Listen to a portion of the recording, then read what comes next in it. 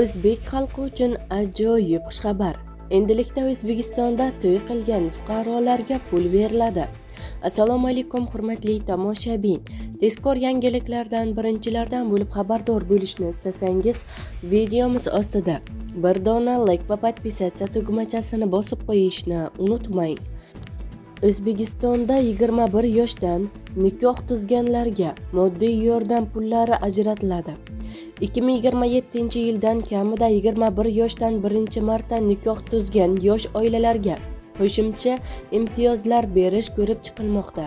Jumladan, davlat tomonidan qo'shimcha imtiyoz va boshqa qo'llab-quvvatlash choralari. Agar oila ijtimoiy reyestrga kiritilsa, ularga beriladigan moliyaviy ko'maklar subsidiya, suvda, grantlar belgilangan miqdordan 1,5 barobarga oshirilgan holda ajratiladi. Nikoh shartnomasi tuzgan nikohlanuvchilar nikohni qayd etish uchun davlat bojidan ozod qilinadi, deyiladi xabarda. Bizni kuzatishda davom eting.